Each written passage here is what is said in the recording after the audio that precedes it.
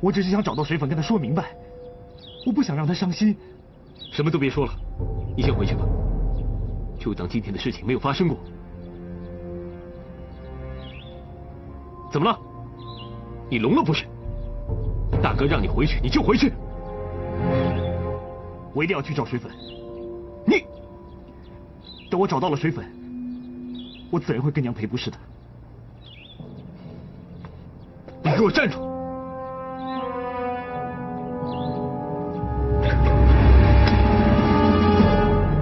大哥，你这是何必呢？怎么了？你怕了不成？难道你没把握赢我吗？世民，你要是再犹豫的话，恐怕你这辈子再也见不到水粉了。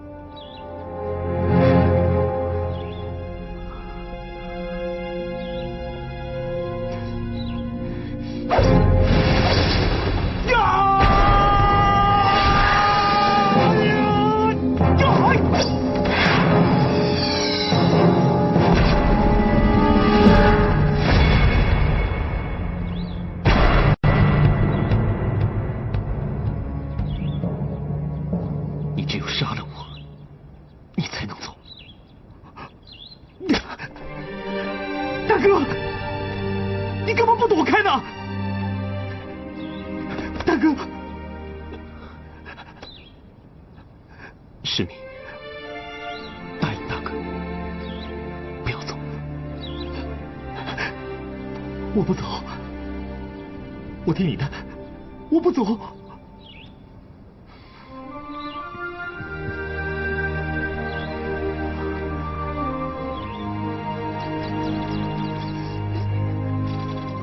长孙大人，长孙大人，哎呀，长孙大人，公大人，哎呦，哎呦，你这是？不碍事，被恶犬咬了一口。国公大人，您的脸是？有事要见皇上？不错，不过我想先听听长孙大人的意见。啊。这边，请请。哎呀，魏征大人的这个办法，实乃上策。国公大人是应该早点回师太原。可是皇上的心思很难琢磨，万一我主动提出，皇上起了疑心，不是坏了大事吗？哦，我明白了。国公大人的意思是想让皇上他先提出来。这正是我找大人商量的原因啊。难呐！自从蓉儿出事之后，皇上对我都起了疑心了。哎呦！啊！长孙大人，实不相瞒，蓉儿现正在国公府啊。什么？真的？哎呀，无忌可就多谢了。你说哪儿的话呀？龙儿是我们李家的救命恩人，我就是豁出这条性命，也要保护他的安全啊。国公大人，有您这句话，无忌可真是放心了。但是皇上那儿不知道如何是好啊。皇上那儿，放心，皇上那儿，我去说。国公大人，这个无忌啊，有一个不情之请，不知当说不当说呀？啊，大人请说。无忌有个妹妹，待字闺中，想和国公大人攀为亲家，不知国公大人可否愿意呀？哎呀，这是喜事啊！不知道大人看中了哪一位犬子啊？二公子。好啊，能和长孙大人结为亲家，那是市民的福气呀。哎呀，国公大人，那无忌就多谢您了。多谢，放心，这个回太原的事儿就交给我了啊。有劳大人了。那无忌告辞。哎呦，告辞了啊。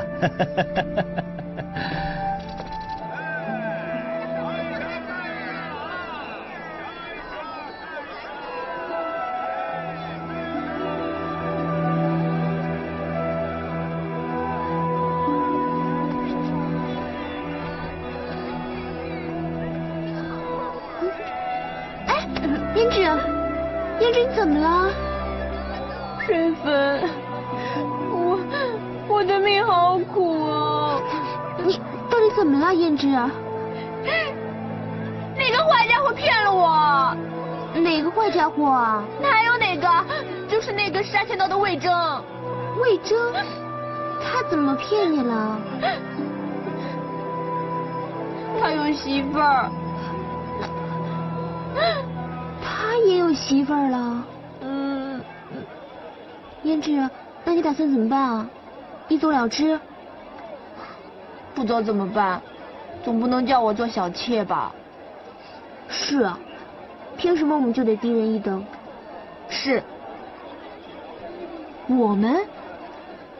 水粉，我的遭遇跟你一样。李世民他已经定亲了。什么？哎呀，这些男人没一个好东西啊！那你打算怎么办？你要离开李世民吗？不然怎么办啊？我要是留下来看他娶别的女人，我会发疯的。可怜的水粉，那你能去哪儿呢？我也不知道，茫茫人海，竟然没有我的安身之处。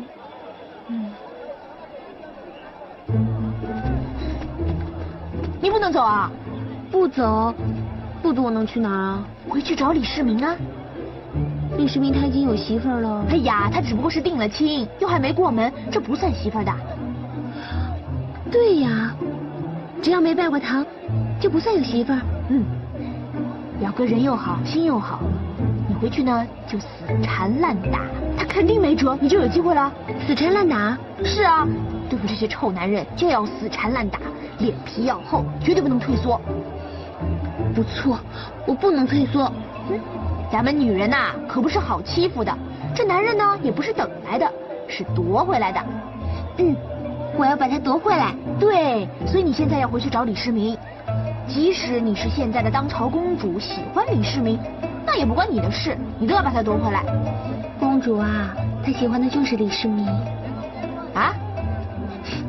胭脂，我已经决定了，回去死什么打？死缠烂打。对，死缠烂打。不对啊。怎么不对啊？我教的方法不会有错的。你叫我死缠烂打，你自己呢？表哥跟魏征的情形又不一样啊。表哥他虽然定了亲，但没有过门，你都有机会。可是我呢，魏征跟他媳妇儿都成亲那么多年了。成亲那么多年又怎么样啊？你要退缩吗？我不想做小的。哎呀，胭脂，如果你要不去争的话，你永远都不知道以后是什么样子的。对呀，这小妾有一天也可能会变成大房的。走了。哎，去哪儿啊？去魏征家。死缠烂打。死缠烂打。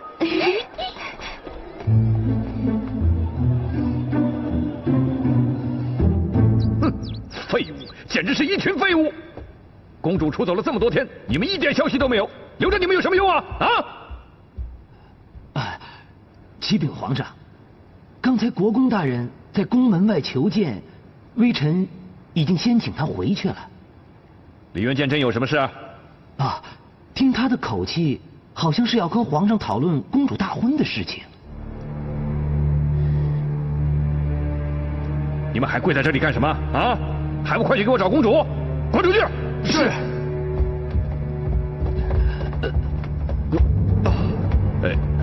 哎呀，海清啊，这个宇文化及呀，出手也太重了，怎么样？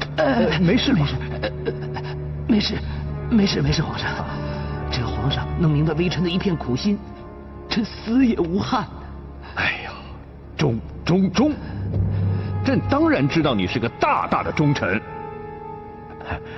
爱卿啊，你认为此事朕应该如何处置才好？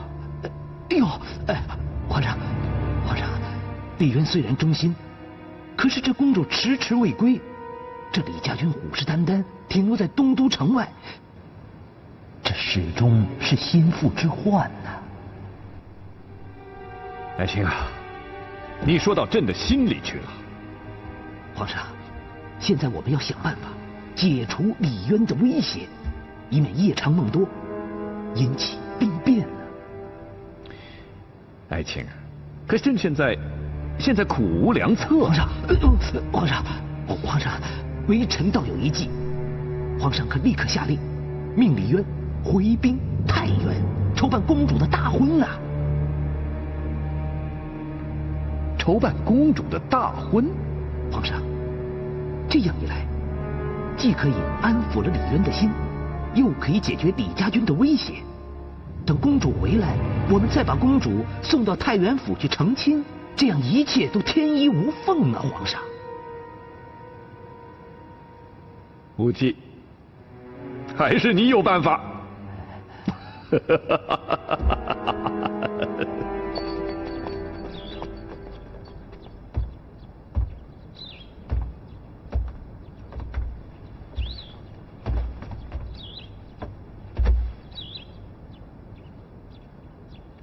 哎，市民，准备好了没？咱们该出发了。都好了。好，我们出发。是。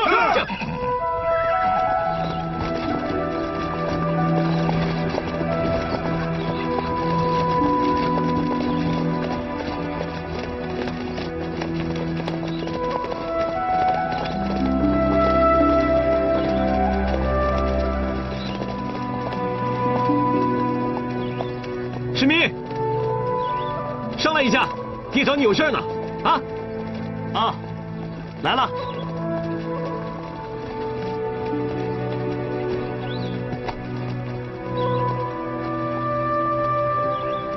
这。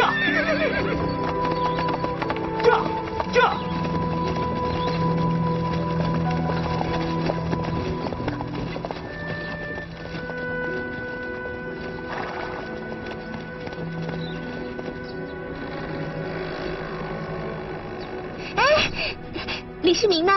二公子已经走了。走了？走哪儿去了？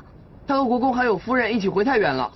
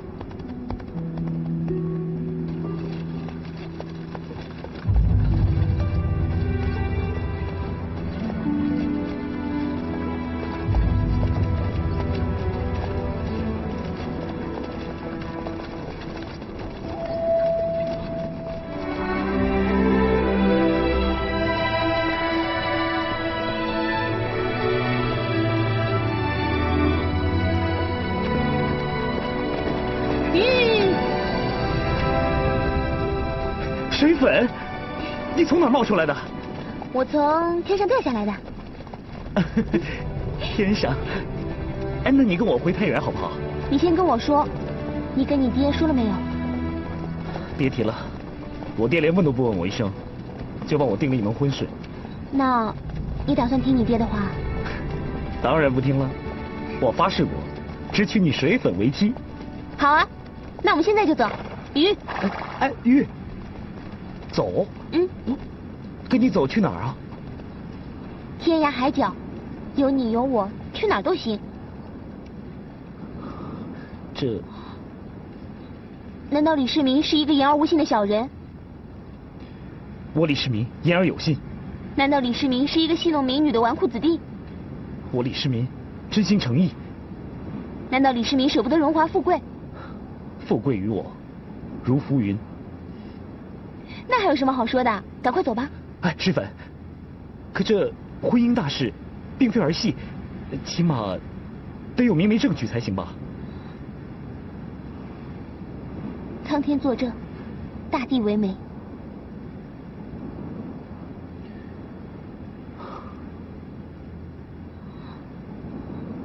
李世民，我还在等你的答案。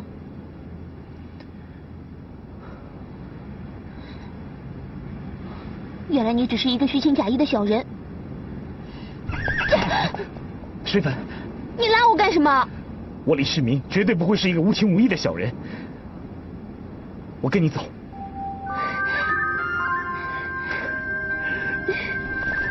大公子，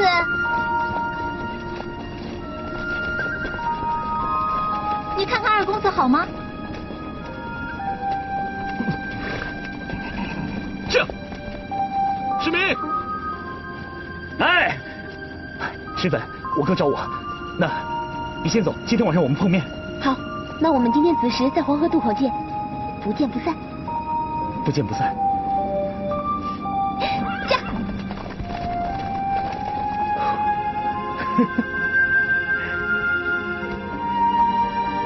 鱼，那人是谁？问路呢？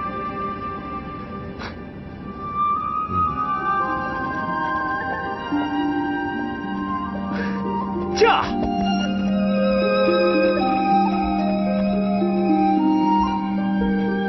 二公子，二公子，你不能走。你别再跟过来了，今天我走定了。二公子，你听我说啊！二公子，你难道要为了一个女人去做一个不孝子吗？为了水粉，我无怨无悔。那其他的你都不管吗？已经没有什么其他的了。李家的江山，你胡说什么？天下大乱，大隋江山就快要垮了，天下人都把希望放在李家身上，难道二公子却撒手不顾吗？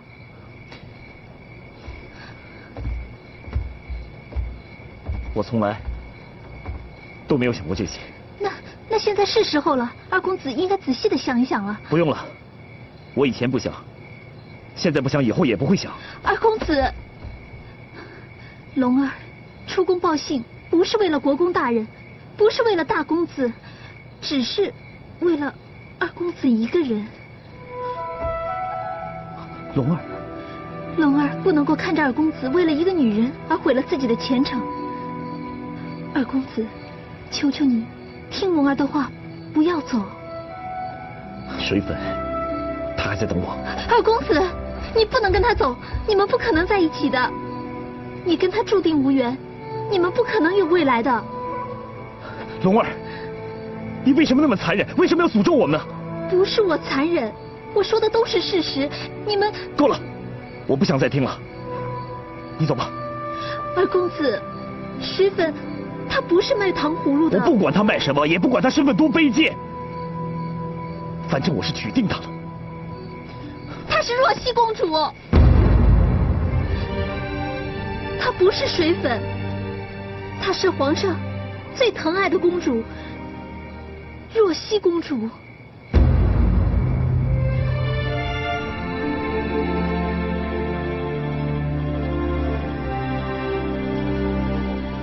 这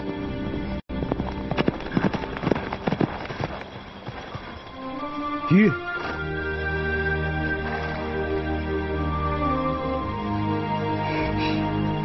世民，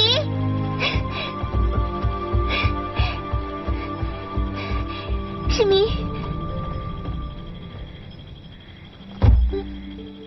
世民叩见公主，千岁千岁千千岁。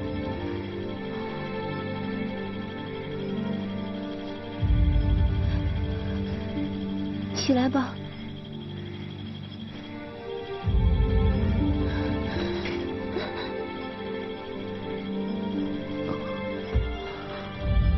世民承担不起。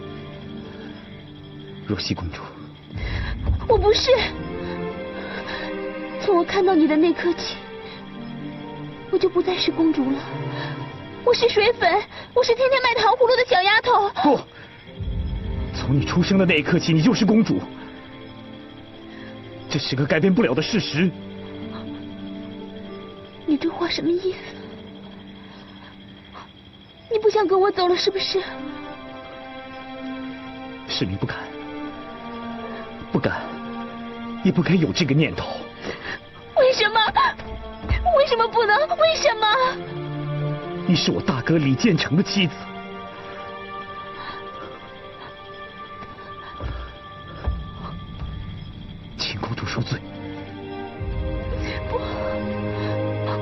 嫁给李建成，我不要。这全天下的人都知道，我大哥李建成就是未来的驸马。我不管，那是父皇的旨意，我不听，我就是不听。公主，你可以视圣旨为无物，可是我们李家使皇上重如泰山。你说什么？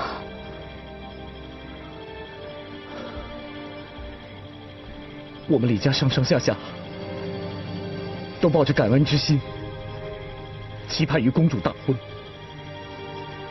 如果你后悔，那就是欺骗李家，就是欺骗我大哥。欺骗？你说欺骗？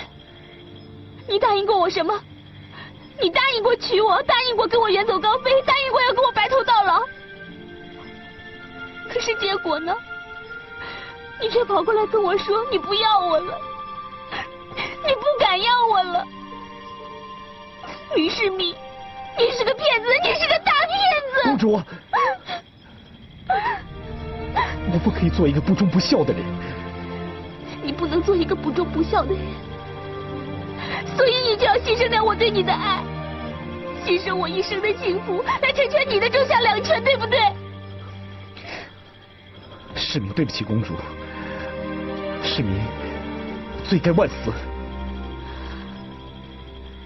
那你以前许下的诺言也都不算数了，对不对？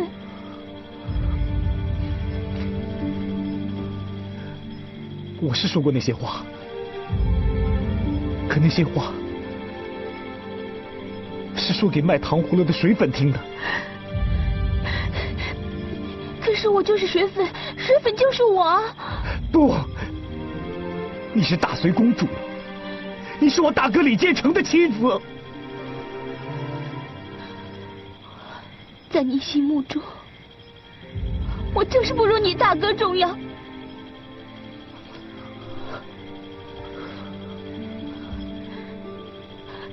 如果让你选择，你是选我还是选你大哥？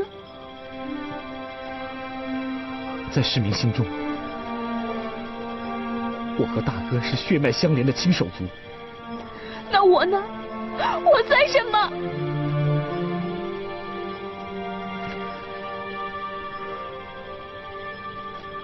在世民心中，公主永远都是我最尊重的嫂子。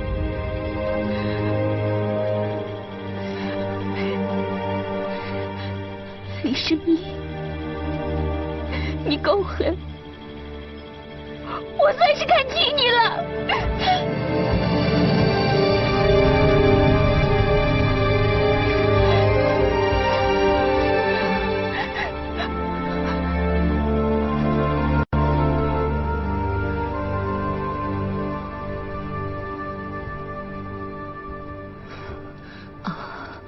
叩见公主。犬子糊涂，未曾认出公主芳容，有冒犯之处，请公主恕罪。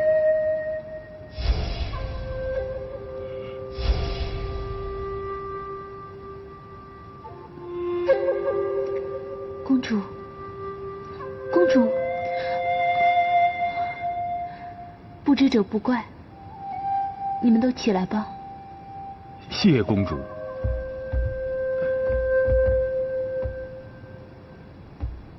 公主，送公主回宫的马车已经准备好，请公主起驾吧。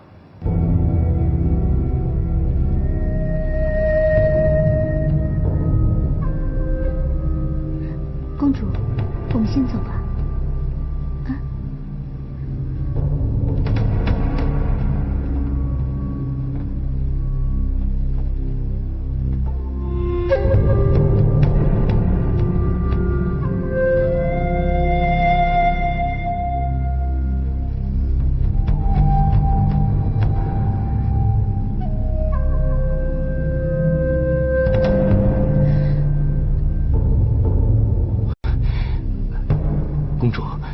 建成送您一程，走吧。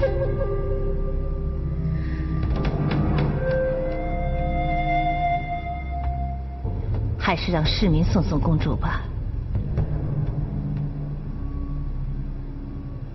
去啊？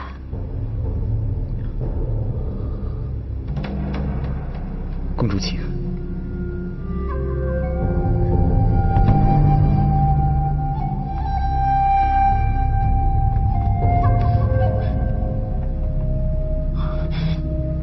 娘，怎么让世民送她呢？公主是我的。就因为是你的，你又何必急于一时呢？可世民和她……哎呀，这都是过去的事了，你还信不过自己的亲弟弟呀？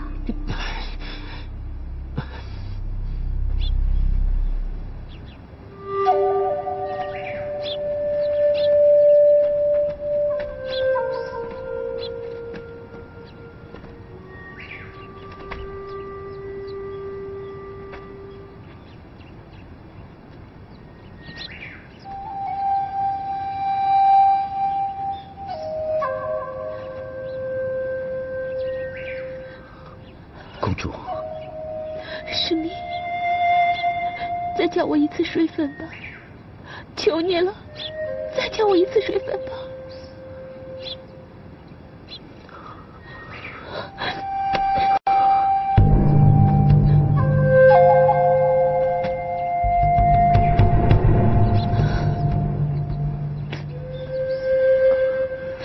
水粉。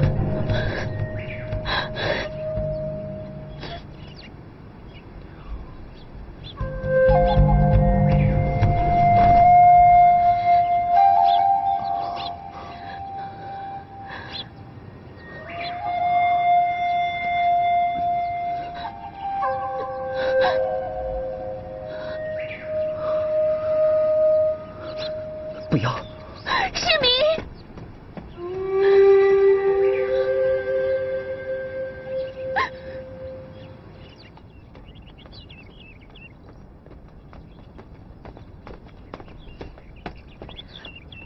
父皇，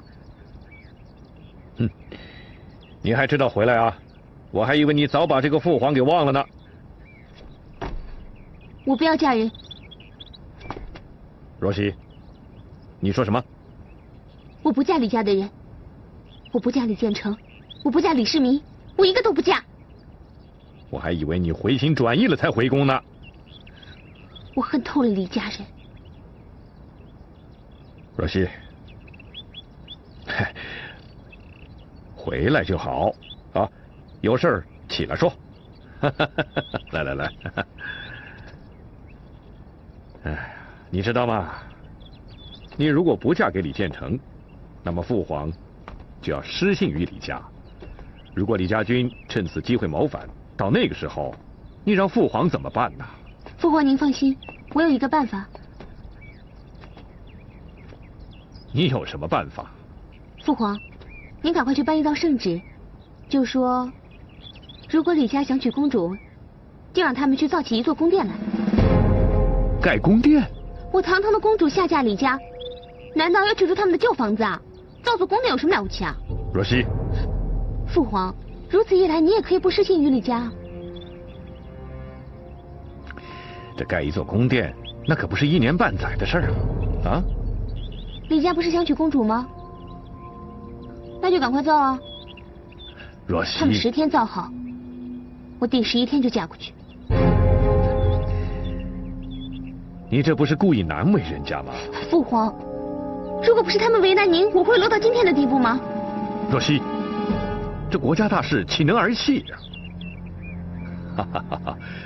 不要再瞎胡闹了，好不好？啊？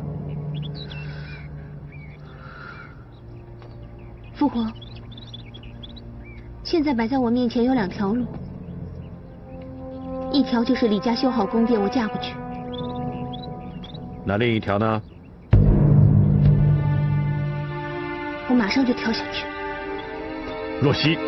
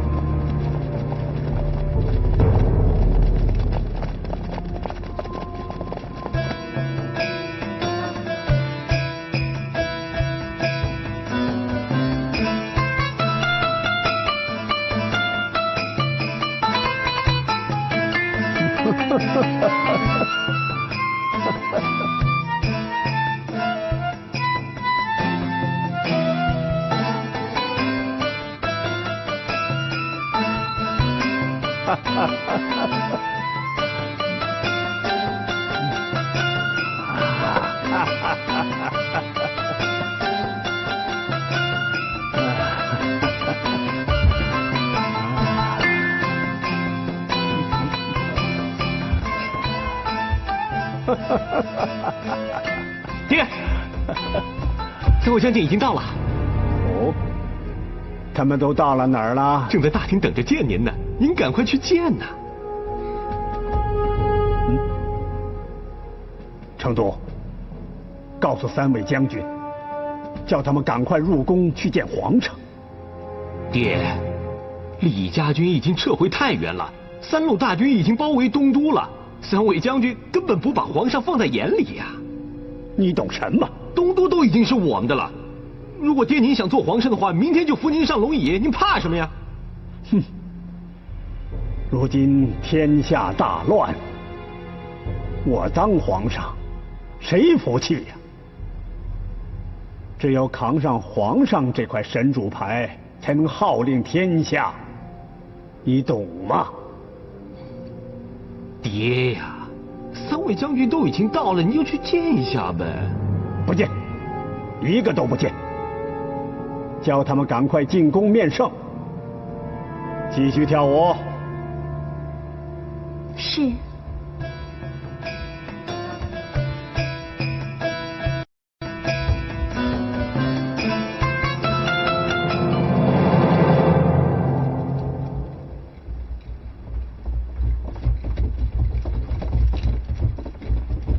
站住！金銮殿上不许佩剑。武器，退下。是。吾皇万岁万万岁！朕让你们返回驻地，你们竟敢抗旨入京，竟敢抗旨！那人，给我拿下！你们居然敢拒捕，是何居心？哼！皇上不仁，我们不义。朕早就看出你们几个脑后长了反骨了。三路大军已经包围了东都，请皇上三思。哼，包围东都又怎么样？那都是朕的人马。哼，皇上别做梦了，三路大军只听我们的。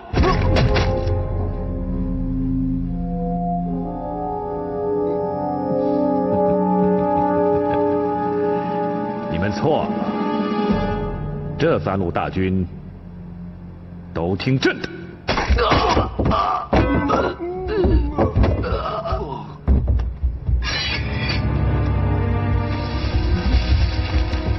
皇上，这……哈哈，这三个人呐，都是朕的心腹。哈哈哈哈哈！你们三个去过宇文大人的府上啦？是去过了，但是宇文大人不肯见我们。为什么？宇文大人要我们谨遵臣子之礼，要我们先进京面圣。我就说嘛，这个宇文化解对朕还是忠的。哼，朕没有看错人。你们三个，这三路大军就交给你们了。是。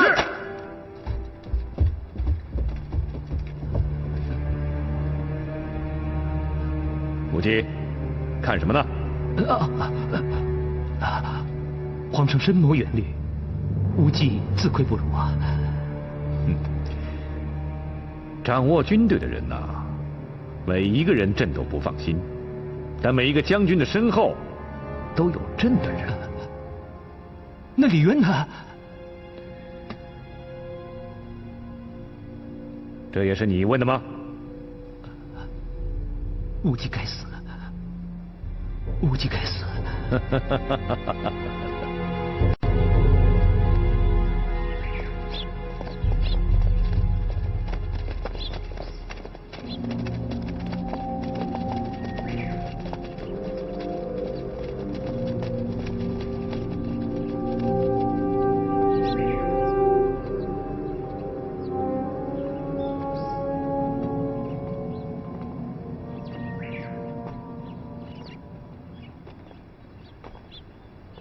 哎，元吉呢？元吉去哪儿了？你还不知道你的儿子吗？到处去绕去了。哎，那不是世明吗？他在那儿干什么呢？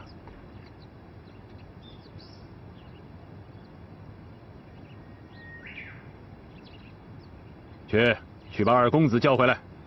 别叫了，让他一个人在那儿静静。唉，跑了几天的路啊，我也累了。龙儿，陪我去歇会儿。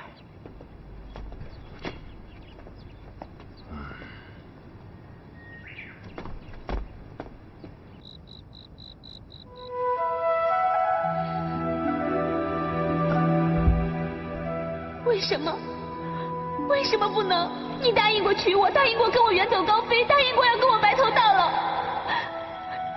可是结果呢？你却跑过来跟我说你不要我了，你不敢要我了。李世民，你是个骗子，你是个大骗子！你是大隋公主吗？你是我大哥李建成的妻子。你够狠！我算是看清你了。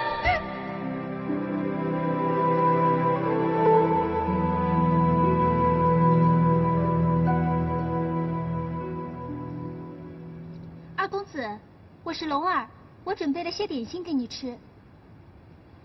二公子，要是你不吃，龙儿就站在这儿一直到天亮。救火呀！救火呀！救火呀！二公子，哪里是火了？我不知道。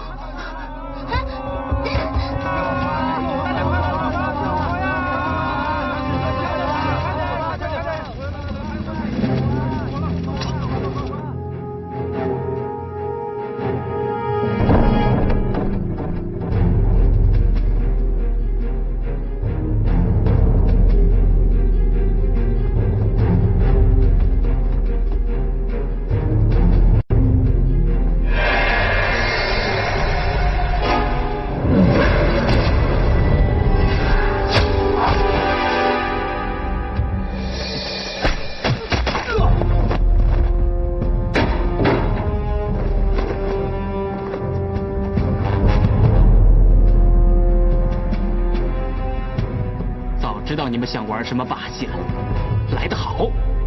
要是你们三个还能见到明天的太阳，本公子就跟你们姓。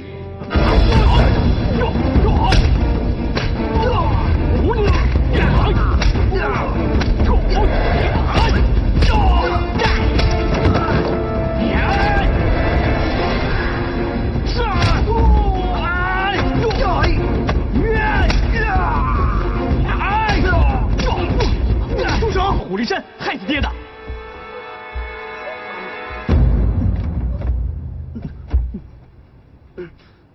为什么要救我？我想知道你们是什么人，为什么要行刺我爹？我们是瓦岗的好汉，来找李渊报仇的，要杀就杀吧！你是什么东西，竟敢提我爹的名讳？死定！算了，放了他们。二哥，不怕死不言败。瓦岗寨的好汉值得我们钦佩，你们走吧。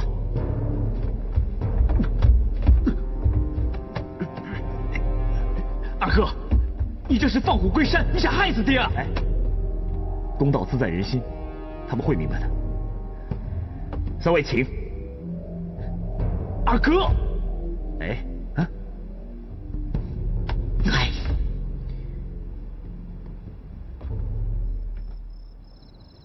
想不到皇上阴险狡猾，会下这么一招棋，害得咱们输得这么惨。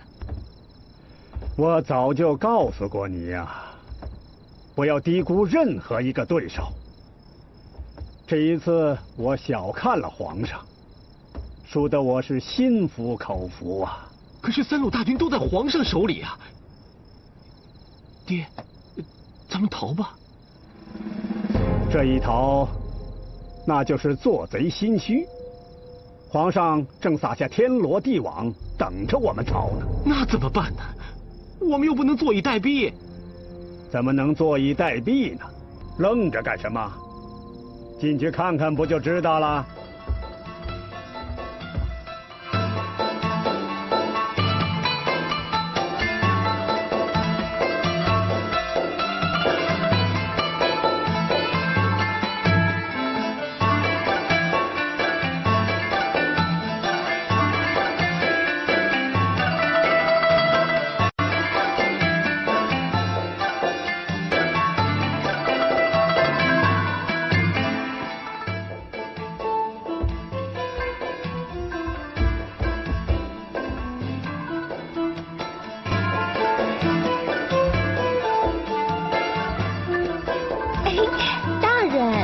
现在才来呀，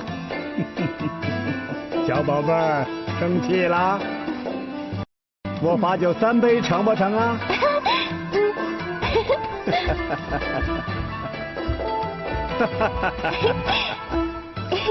等着。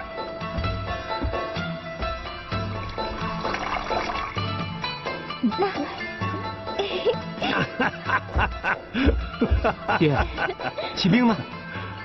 这就是我的骑兵啊！就这些女人？给我大声唱，使劲跳！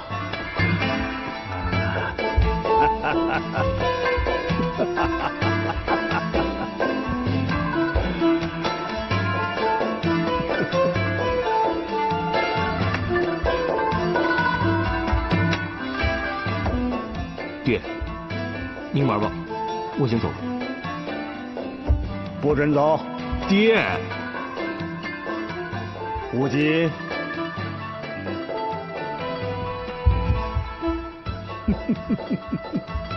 哈哈哈哈哈！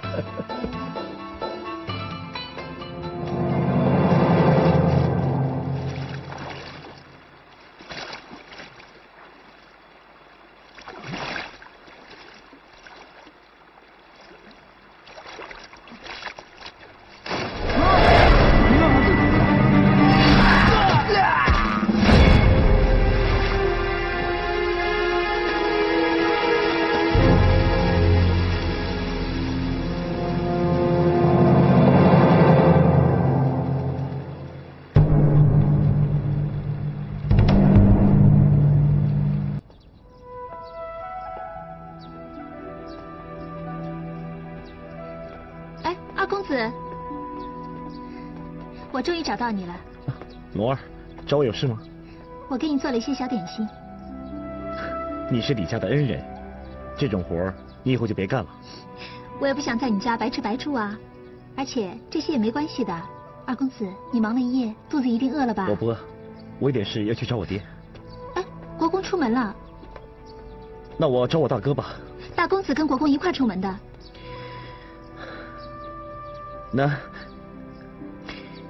那我去找我娘总可以吧？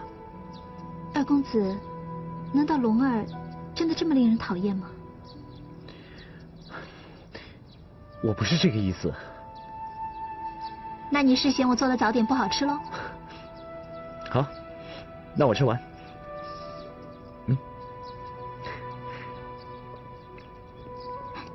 多吃点啊。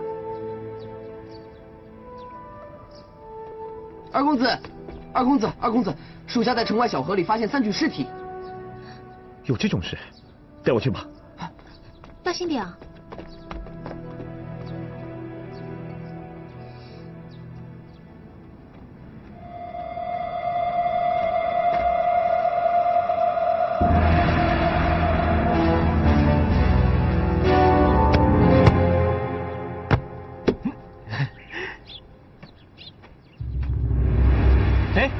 市民，一块玩球吧。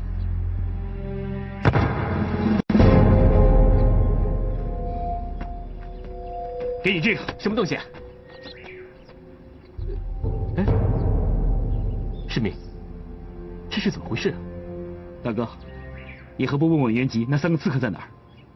刺客？市民，你不是把刺客都放了吗？是啊，我是亲手放了。可刚刚我发现他们的尸体在城外，你说这事情奇不奇怪？袁吉，是不是你干的？是，人是我杀的。你怎么这么胡闹呢？我斩草除根，这有什么不对啊？杀！你除了杀还会什么？那能怎么样？难不成要我给他们抵命啊？行了，别用这种口气跟你二哥说话。这件事就算了，以后你做事千万别那么冲动，听到没有？大哥，事情不能就这样算了。你知道后果有多严重吗？本身就是他们不对，罪有应得嘛。先放了后灭口，人家会怎么想我们李家？什么道理啊？几个小毛贼跑了邢四爹，居然让哥给放走了，大家还以为咱们李家孬种好欺负呢。以后啊，大把的刺客跑上门，我看你们俩怎么办？你还敢狡辩？走，跟我去见爹。哎，世民，算了，饶了袁吉吧。大哥，你一直这样袒护他，迟早会出事的。可是刺客一条狗命，比得上我们兄弟的情谊吗？啊？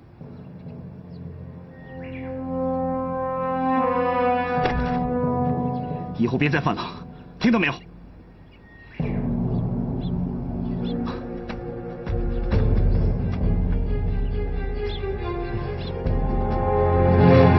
宇文化及啊，臣在。这鸳鸯美吗？鸳鸯美呀。那荷花漂亮吗？荷花，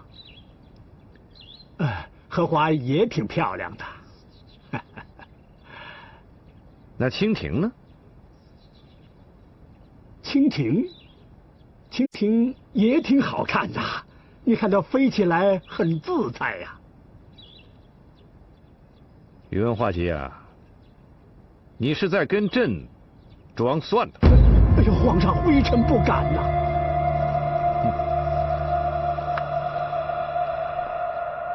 荷花、鸳鸯、蜻蜓，不是你昨天晚上找的3个歌妓吗？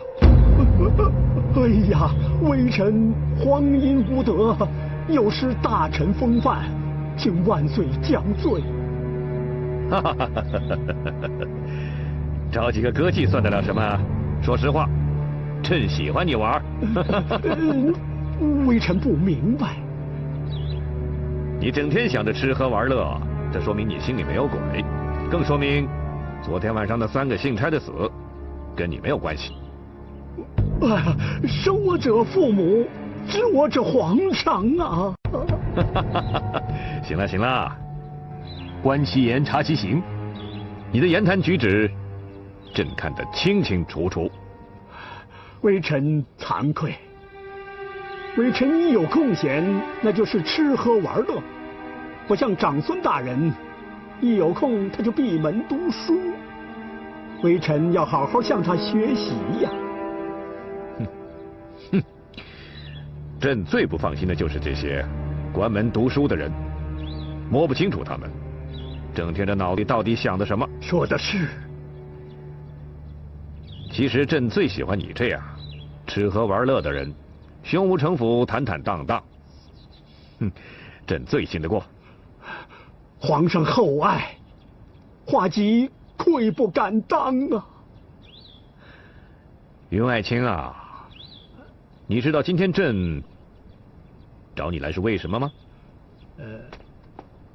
皇上是说那3路大军之事吧？皇上处事果断，真是大快人心呐。什么大快人心呢？可朕现在烦着呢。我找你啊，是为了我那个宝贝女儿的事儿。若曦公主。公主不是已经回宫了吗？而且皇上已经命李渊回太原操办大婚之事，这还有什么烦心之事呢？这个若曦呀，让李渊在太原建一座大大的宫殿，她才肯嫁过去。你说这烦不烦呐？公主是金枝玉叶，筑新的宫殿合情合理呀。宇文爱卿，这盖一座宫殿需要很长很长的时间啊。我想我这个宝贝女儿啊，是故意的拖延时间。公主果然是聪明过人呐。若曦，这门亲事如果再拖延下去的话，这李渊一定会怀疑朕在从中作鬼呢。皇上所言极是，李渊本来就是个小心眼的人，不过皇上现在掌握3路大军，李渊根本不是皇上的对手。公主就是不嫁过去，他也奈何不得呀。你错了。现在如果3路大军攻打李家军，那很有可能剩下2路大军。如果2家联姻，那朕就有4路大军了。皇上深谋远虑，周到周到。那这造宫殿的事就赶快操办吧。100日之后就是公主的大喜之日，也是朕昭示天下的日子，时间不能变。可这公主呢，硬要造一座宫殿，你说是不是节外生枝啊？那就命李渊100日之内赶快造好宫殿不就得了？渊爱卿，造一座宫殿没有1年半载能行吗？多加人手也不是不可能的，那可是国家的幸事啊。100日造宫能成吗？现在的能工巧匠不比从前了，有一个于文凯，那个造宫殿像堆沙包似的，快着呢。哦，如果在100日之内造好宫殿，那什么事情都解决了。皇上，那就快下旨吧。好，云爱卿，你替朕去太原传旨啊。皇上，有一个人比微臣更合适。谁呀？魏征。乖，圣旨哎！别动，这不是圣旨，这是一把刀。刀？什么意思啊？这宇文化及想借刀杀人，这圣旨啊就是一把刀。杀人？杀谁呀？魏先生。老魏啊，这圣旨你真的不能接呀。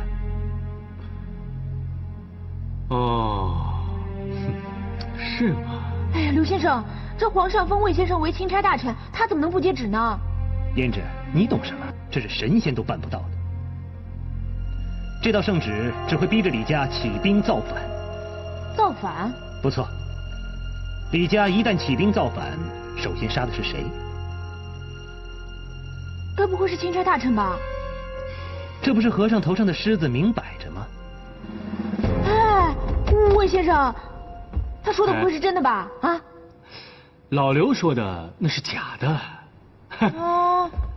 哎呀，100日内修宫殿1座，这招可够狠够绝的呀！你不能去啊！不，我得去。你去干嘛？去送死啊！宇文化及都出招了，我魏征如果不接招的话，岂不是给他笑掉大牙吗？那就给他笑掉大牙，总比你掉脑袋好吧？你放心了，脑袋我是不会掉的，大牙1颗我都不会少。哎呀，魏先生，老魏啊，你心里是不是已经有什么妙计了？我能有什么妙计呀？你没有妙计，你还要去干嘛？哎，太原有李世民在，我就敢去。哎，对哦，这2公子是好人，我是2公子的表妹，你就是表妹夫啦。什么表妹夫啊？刘先生跟我说说反正那个什么海棠都已经死了，那我就可以扶正了。老魏啊，虽然李世民可以保护你，但是他有一个弟弟，此人叫李元吉，出了名的心狠手辣。你要是碰上他呀，恐怕10个脑袋都保不住的。那我，没事的。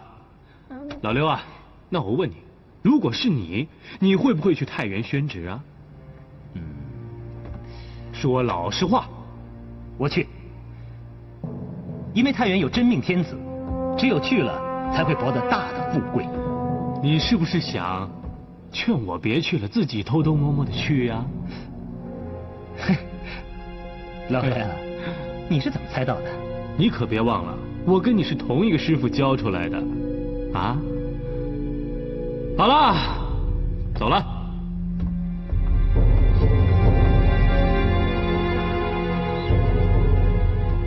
都上车吧，啊？魏先生，啊，你看我站在旁边像不像一品夫人啊？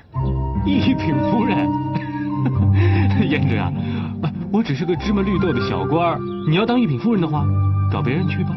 哎呀，你放心啦，对接那个周半仙说啊，我有一个大鼻子，所以有帮夫运，你放心好了。有大鼻子就有包夫运啊，谁靠你啊？对。魏先生，请留步。哎呀，想必魏先生走得匆忙，有些东西来不及准备，这是无忌的一点心意，请魏先生笑纳。这个是路上换洗的衣服和干粮，想必魏先生不会拒我于千里之外吧？啊不，这个。谢谢你啊，长孙大人。你看吧，我就说我有帮夫运，话还没说完，东西就送上门来了。胭脂，这个东西我不能收啊。呀，长孙大人的好意不能不收，而且长孙大人一看就知道是好人，不会害你的。胭脂姑娘说的有道理，我找魏先生的确有些话要说，魏先生，借一步说话。好，说了，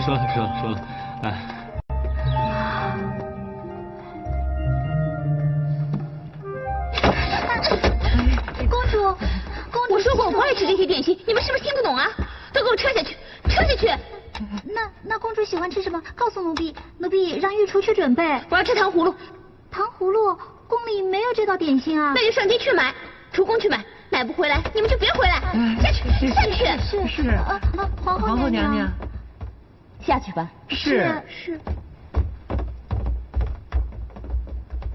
母后，怎么突然喜欢吃上糖葫芦了？是不是有什么故事啊？说给母后听听。没有啊，母后，青青呢？我回宫都这么久了，她怎么不来伺候我？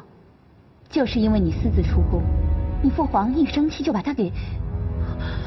青青死了。是啊，你这孩子都快出嫁了，怎么还这么不懂事呢？你叫母后可怎么放心得下呀？我不要嫁人。希儿，你要宫殿，你父皇就下旨给李家去修建。等晋阳宫修好了，你怎么能不嫁过去呢？修一座宫殿至少要3年。哼，谁知道这3年会发生什么变化？你错了，你父皇想让你急着嫁过去，他已经下旨给李渊，让他100天修建晋阳宫。100日？是啊，100天就等于是3个月，很快就过了。3个月也好，先拖他3个月再说。希儿啊，你别这么任性了。你不嫁给李建成，你想嫁给谁呢？我这辈子就当尼姑。哎呀，孩子，你可别这么说。咱们杨李2家是一家人。您别跟我提李家，提李家我就有气。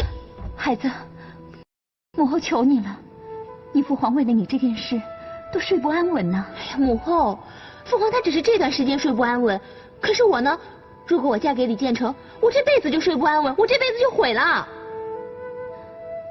希儿，谁让你生在皇家呢？生在皇家身不由己呀。母后也是这样过来的。不，我一定要嫁给我喜欢的人，一定会的。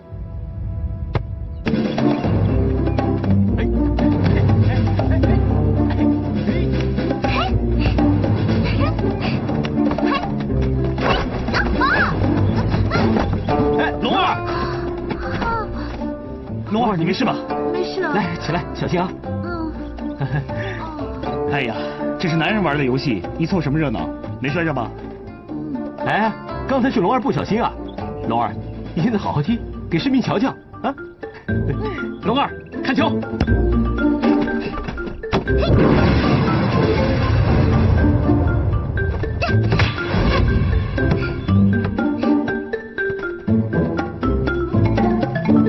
龙儿，你变得那么厉害。是大公子和元吉公子教的。哎，这下你可服了吧？啊？圣旨到！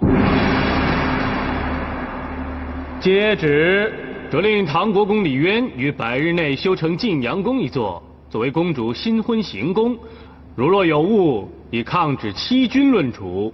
钦此。李渊，接旨谢恩。吾皇万岁万岁万万岁！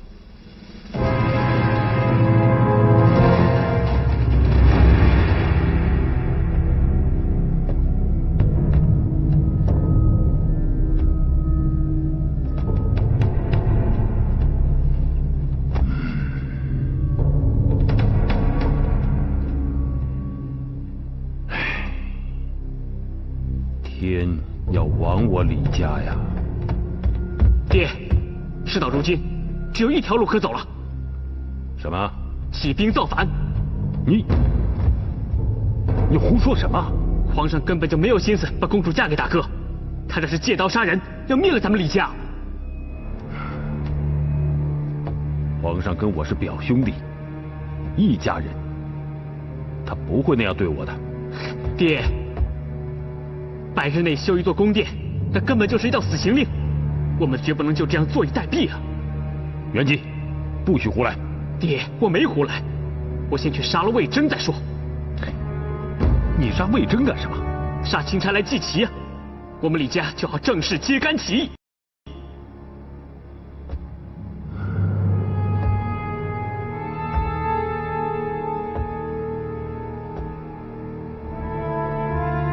你大哥和二哥呢？他们都去哪儿了？他们俩正在和师爷商量对策呢。去把他们都找回来。爹，不用找了，听我的，先把魏征杀了再说。不许冲动，去把他们找回来。是，孩儿这就去。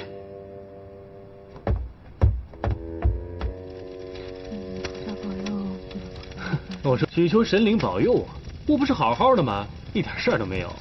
没事儿，差点脑袋都没了，悬呢。人家刘先生说了，叫你留在太原，你就是不听，非得要跑出来，现在后悔了吧？我不也说了吗？只要有李世民在呀，我就平安无事了。李世民，哼，我表哥他现在都泥菩萨过江，自身难保了。唉，说的也是啊。宇文化及这一计呀，真是一箭双雕啊！如果皇上真的和李家军拼起来的话，他正好是渔翁得利。你呀，就是有病啊！在宫里舒舒服服的日子不过，非得跟个亡命徒一样躲在这破庙里。哎，燕之啊，你别看我现在是躲在这个破庙里面啊，有朝一日我还能够上金銮殿。哎，先生，你可真是病得不轻啊！什么病得不轻啊？今天可不可以过得不知道，还上什么金銮殿？哎，燕之啊，如果李家打下了天下，我就是有功之臣呢。到时候给我一个什么宰相当当的，我不就上了金銮殿了吗？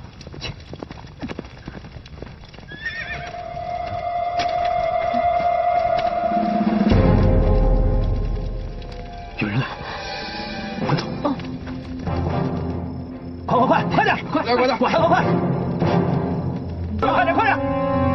那边看看，有没有？公子，里面没人，可是火堆还没有灭，看来他们还没跑多远。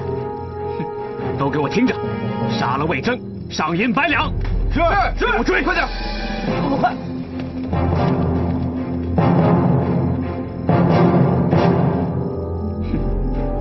魏征，打！一定要打呀！哎，打不得了，咱们不能打，找死你！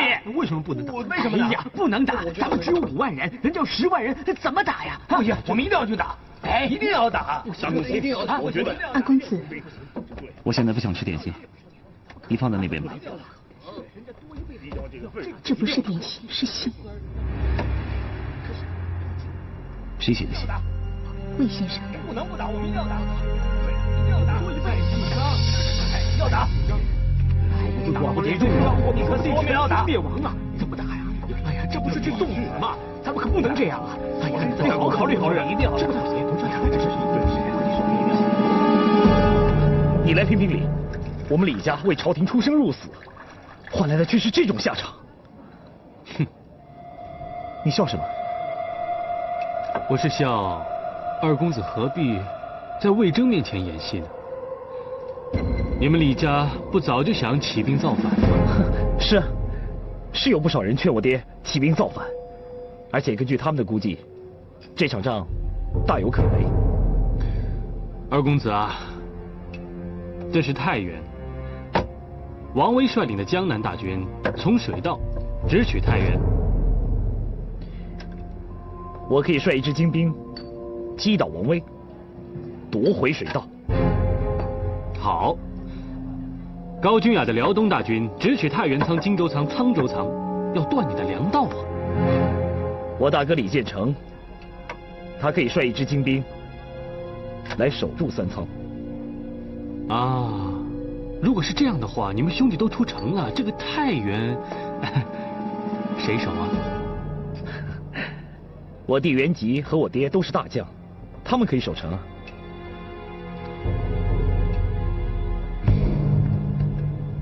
淮南大军分为4路，左将军殷世师攻东门，都尉王志达攻西门，陶普大使屈突通攻南门，骁勇大将军宋文龙攻北门。我想问，主公一个人，他怎么抵挡啊？魏先生，我爹曾经力抗杨玄感10万大军，而且我弟他守城有方。他们可以守住城，等到我们回来为止。只怕你们是回不来了。为什么？宇文化及早已经重金收买了突厥、回鹘、吐谷浑3路大军，他们会在半路上面等着你们的。你怎么会知道这么详细？我离京之前，长孙无忌已经派人摸清了情况，他让我务必把这些事情告诉二公子。长孙无忌，哎，你们怎么还没睡啊？世民，魏征在哪儿？魏征？不要说你不知道啊！龙儿告诉我，魏征留给你一封信。你好久没和他联系了？是啊，我把魏征给藏起来了。爹，你听，二哥自己都承认了。世民啊，这到底是怎么回事啊？魏征怕遭人暗杀，所以躲起来了。这是什么话？谁敢杀钦差大臣呢？想起兵造反的人，杀了魏征，爹就骑虎难下，不起都不行了。袁吉，你二哥说的是不是真的呀？爹，袁吉是不想让人任意宰割，所以先下手为强，这也没有什么不对的。世民啊，魏先生怎么说呀？魏征说：“爹，你千万不能起兵。”他当然说不能起兵了。魏征是皇上的走狗，他当然帮着皇上说话。不，魏征是我们李家的朋友。世民啊，魏征这个人和我们李家并无深交，你凭什么说他会帮我们呢？他把朝廷的秘密军情解释给我听了。或许这是朝廷的疑兵之计呢。对，他是来吓唬咱们的，不能上他的当。我主张立刻起兵。爹，万万不能起兵。我也是这个意思。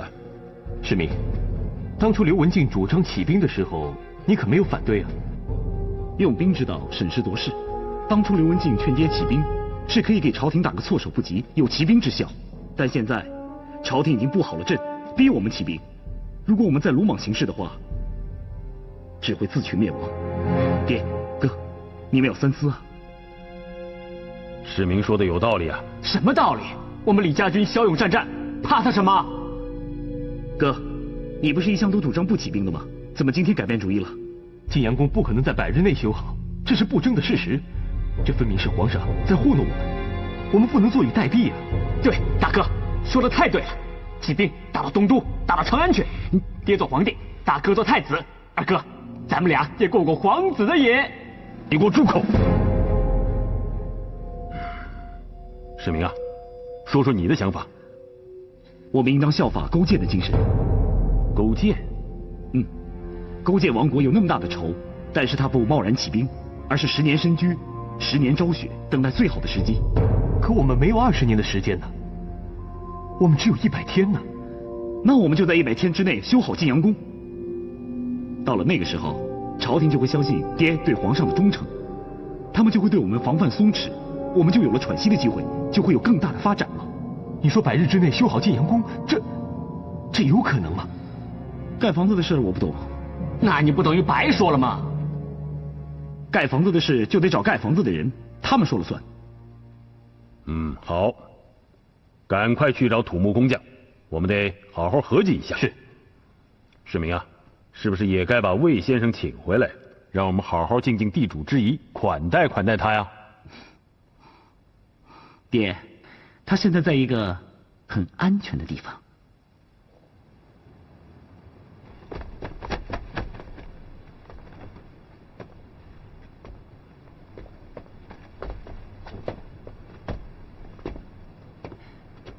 宇文大师，我好像不认识你，可我认识大师。宇文恺乃天下第一建筑大师，这座道观就是大师刚刚完成的作品。没错，每一件建筑物都是我自己的孩子一样，只要我有空，都会来看看他们。我就知道，在这儿一定能找到大师。阁下找我？不错。请问尊姓大名？刘文静。没听说过。大师听说过魏征吗？在诸葛魏征，久仰大名。在下就是赛魏征，刘文静。啊，刘先生找老朽有何事啊？天下大事。说吧。大师，皇帝要李渊在100日之内修建一座晋阳宫。100日之内？这不可能吧？别人是不可能，但文静相信大师有此能耐。这是皇上的旨意？不，这是文静一介布衣恳求大师成全。刘先生一介布衣，也想多管闲事？大师，你不知道，这乃是宇文化及借刀杀人之计。他想借此铲除李家，然后伺机再毁灭大隋。文静虽然是一介布衣，但不能坐视以他的狼子野心于不顾啊！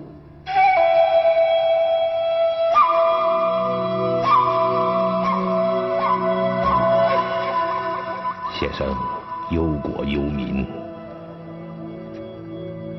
老朽敬佩。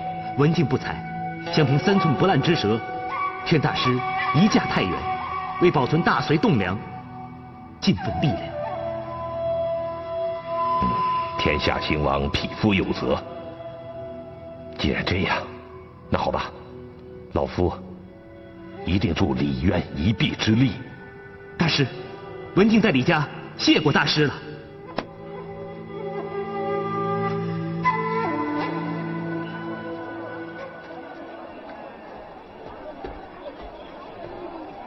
刘文静今天上午见过宇文恺了。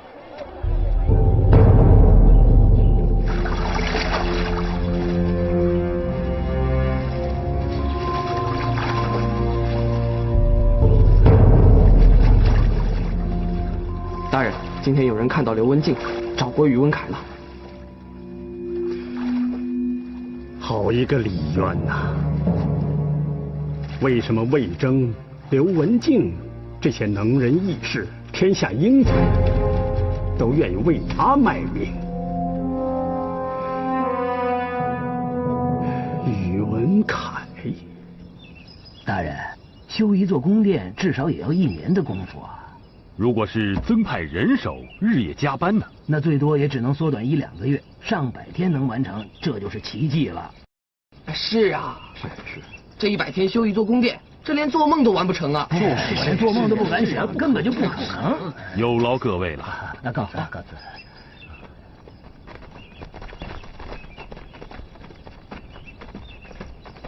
爹，这条路不通，还是听我的，起兵造反，不能再犹豫了。爹，工匠们都说这是不可能的事，恐怕我们只有一条路可以走了。大师，请留步。市民冒昧的问一句，天下功夫何人第一？只有一个宇文恺，鬼斧神工啊，人称火舞班呐。宇文恺，那他人在哪里？好像在东都吧。那如果请他来盖晋阳宫的话，100天你估计能盖得好吗？这或许大概也难吧。难？只要有希望，就不是不可能，是不是？我记得他盖天明宫的时候，好像只是花了120天。120天？嗯。谢谢大师，谢谢。不谢啊，告辞。请。爹，大哥，既然120天内能盖好，那100天就不是不可能了。爹，我这就前往东都。可是路途遥远啊。对呀，等你一去一回，这黄花菜都凉了。7天，我一定在7天之内把宇文恺请到太原来。7天。好，我们等你。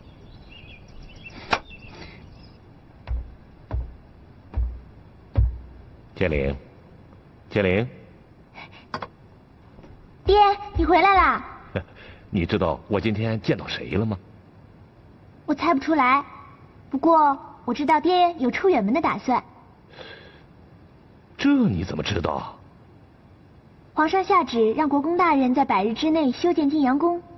放眼大隋，除了爹之外，还有谁能有此把握啊？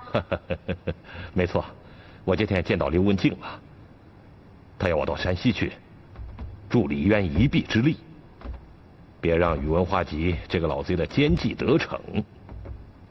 那爹打算什么时候动身？就明天吧，今天我就没事了。女儿去给爹收拾行李，顺便给爹烧几道小菜饯行。好啊，丫头，我已经好久没尝你的拿手菜了。那灵儿今天把爹所有喜欢吃的菜都给您做了。好，那你就快去吧。爹，那你等着啊。好。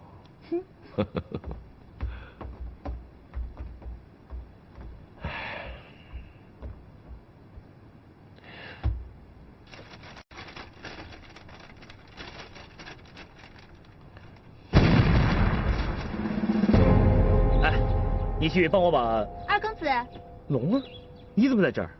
马我已经准备好了，快出发吧。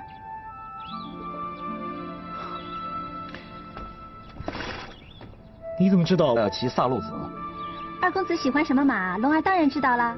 我连水啊、粮食、该替换的衣服全都准备好了。你该不会要跟我一起去吧？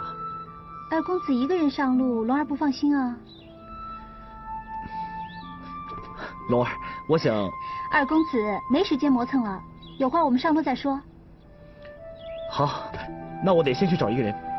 我知道，你要找魏征。真是什么都瞒不过你。好了，走吧，啊。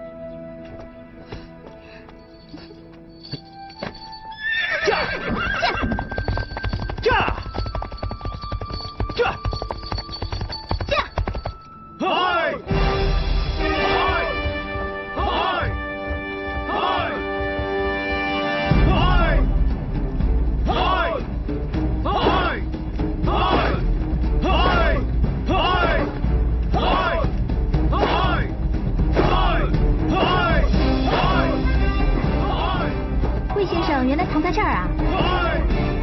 是啊，我把他安排到火狮营去了，别的不敢说，我敢保证他饿不死。元吉公子满城搜捕魏征，没想到就藏在他眼皮底下。二公子这招真棒！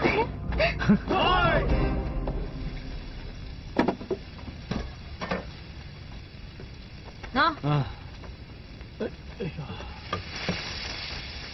哎，不听老刘言，吃亏在眼前。什么老刘的啊？你说说看，老刘是不是说的有道理啊？你呀，放着京城的官不做，跑来这里当什么伙夫呢？你说你是不是脑子有病啊？哼，你说对了，我就是有病。哎，我就是要冒险。真不明白，你以前的媳妇怎么会喜欢你？干嘛？想他啦？呵呵，没错，我这个人呐，就是因为当年他受不了我的毛病，才跟我吵架的。他不喜欢，那是因为他不识货啊。我喜欢就好了。哎，怎么了？呛到了？没事吧？哎呀，魏先生。哎，表哥，真是辛苦你了。就知道你该来了。在做饭。还好，挺过瘾的哈。我已经跟我大哥商量过了。啊，是请假还是休工了？休工。休工还需要一个人呢。没错，所以现在呢，我要去东都把宇文凯大师请过来。啊，修到晋阳宫，绝对非宇文凯不可呀。先生，我还有几句话要跟你说，我们出去吧。好。哎，这两个大男人怎么回事啊？有什么话都偷偷摸摸，也不在我们面前说，把我们当外人呢？哎呀，胭脂，你的菜炒糊了！你怎么不早说啊？来，还拿你，快来，好，来。魏先生，我跟我大哥说好了，会在7天之内赶回来。这段时间，请先生务必要注意自己的安全。7天，二公子有把握能在7天之内把宇文凯大师请回来？坦白说，我一点把握都没有。其实你也知道，我四弟呢，他一直想造反，而如果真要走这步棋的话，牺牲的全是那些无辜的老百姓。二公子凡事都以天下苍生为念，果然是与令弟不同了。所以呢，我要来请教先生，有什么办法可以把宇文大师请回来？二公子放心，这个事情啊，刘文静已经搞定了。啊，刘文静？对，我离开东都之前，已经和刘文静商量过，百日建功非宇文凯不行啊。刘文静听了以后，就二话不说去办了。所以呢，有刘文静出马，二公子就可以放120个心啊。先生，那么重要的事你怎么不早告诉我呢？哎，我魏征就是这个脾气啊，一身傲骨，只卖给识货的人。好，那我李世民绝不会辜负二位先生的。好，告辞了。好。哎，二公子啊，临行之前能否留样东西给我啊？什么东西啊？贴身之物就行。贴身之物？对。好吧，这个可以吗？可以。啊，先生，你要这个干嘛？我自有用它。啊，好吧，好，那我先走了。哎，你不带龙儿一起去啊？我怕麻烦。啊，好，告辞了。好。这。魏先生，啊，二公子呢？二公子啊？二公子走了吧？哎，走了。他走了。哎，我就知道他不想我跟着他。啊，不行。哎，龙儿。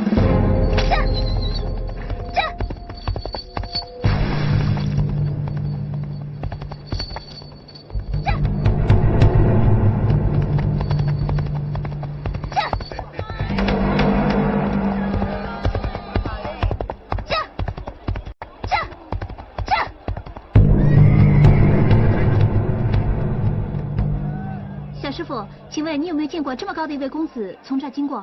没有。没有啊？那请问东都是往这个方向吗？是啊。啊，是啊。这匹马……哎，这马不错的。啊，多少银子？2两。2两，给。啊，谢谢啊。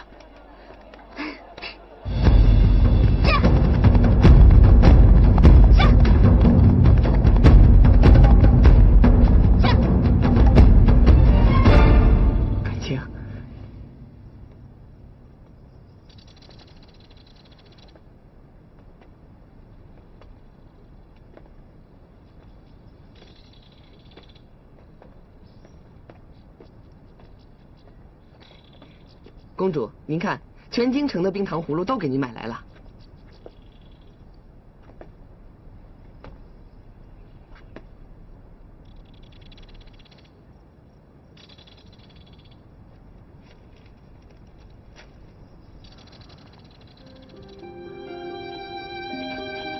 如果你后悔，那就是欺骗李家，欺骗我大哥。欺骗？你说欺骗？你答应过我什么？你答应过娶我，答应过跟我远走高飞，答应过跟我白头到老。可是结果呢？你却跑回来跟我说你不要我了。失明，你是个骗子，你是个大骗子！公主，要不换另外一串尝尝？把这些冰糖葫芦都给我扔了！如果再让我看见这些冰糖葫芦，我就让父皇砍你们的脑袋！公主饶命啊！饶命！